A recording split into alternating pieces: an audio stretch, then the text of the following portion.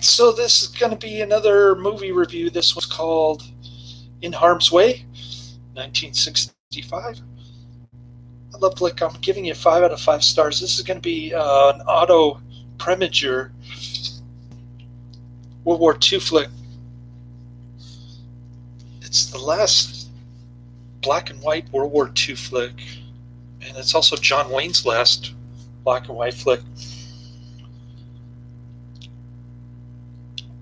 I got it because George Kennedy was in it, but not coincidentally, Patricia Neal is also my favorite actress, and she plays the lead lady in this one. Great performance. I liked her in All Quiet on the Western Front, The Day the Earth Stood Still, and The Fountainhead. She's my favorite actress of all time, for sure. And good to see her in this one.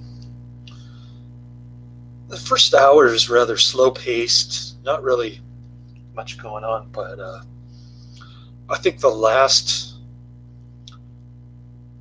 2/3 of the movie is more than makes up for the beginning. And a lot of social taboos in this one. You got suicide and rape and all kinds of stuff going on there. Divorce. What else?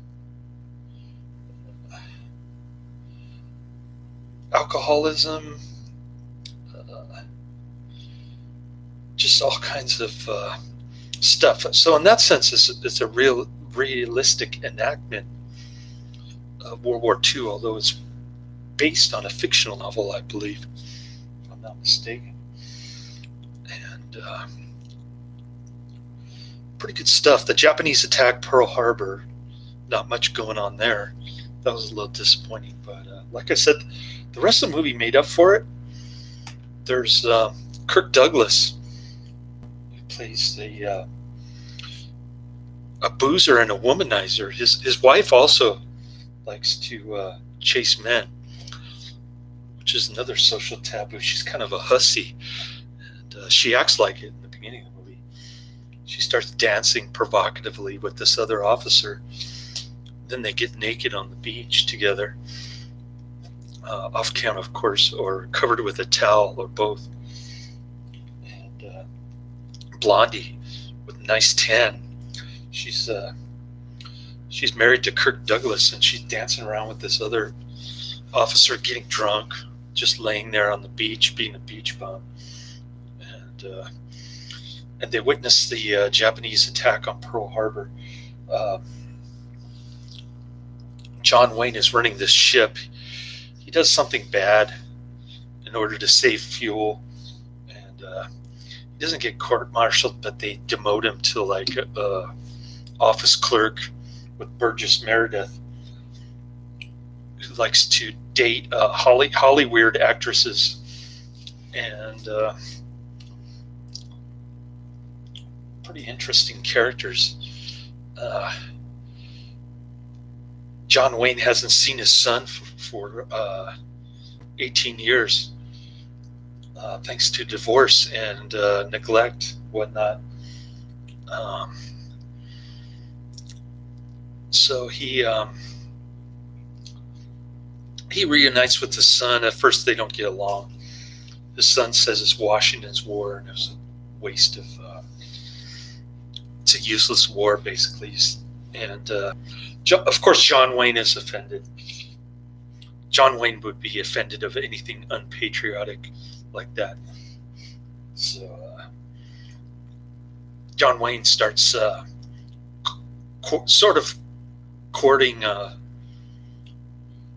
Patricia Neal, who's a nurse. And Patricia Neal has to chase him, which is kind of the situation that I'm in, being middle-aged and not being able to find any dates. I'm just waiting for my best friend to come chase me, basically.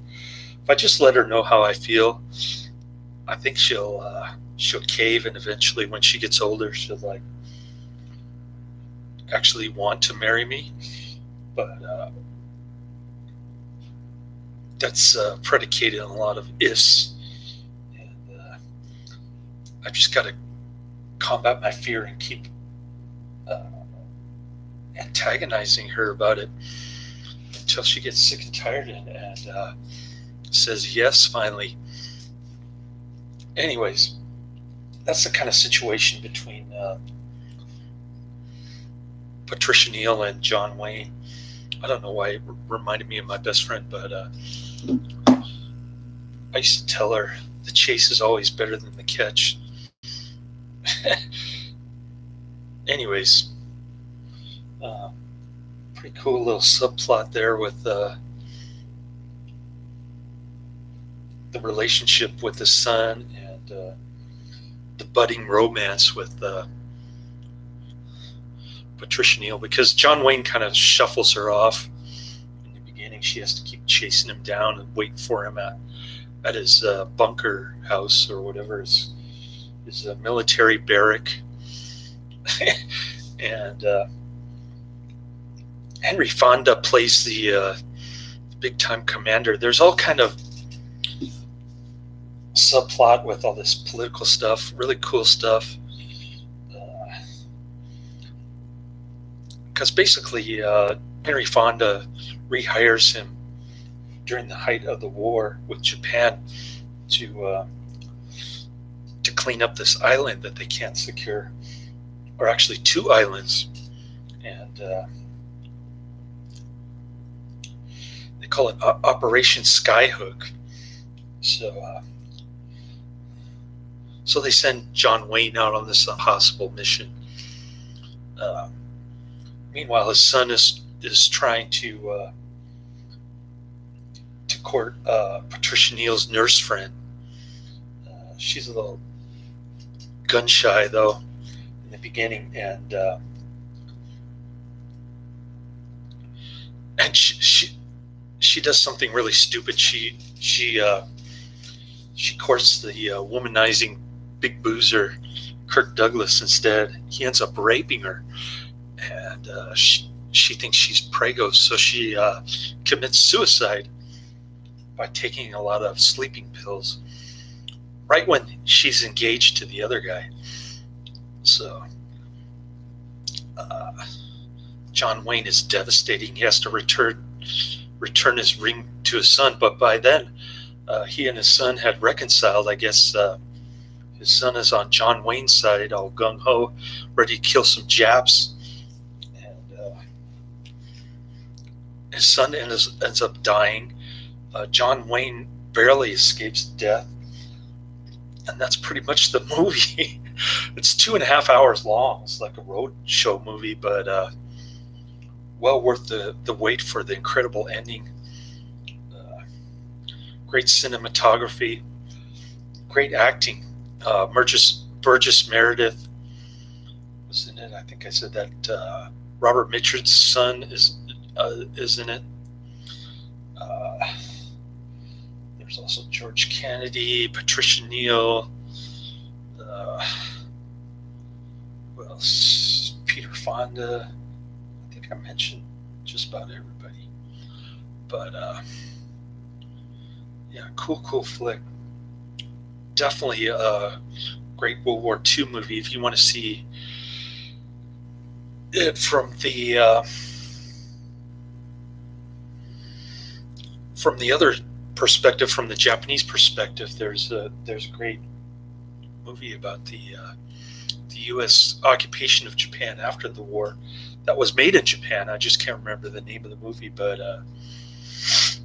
if you know what I'm talking about, is very anti-U.S. compared to this movie.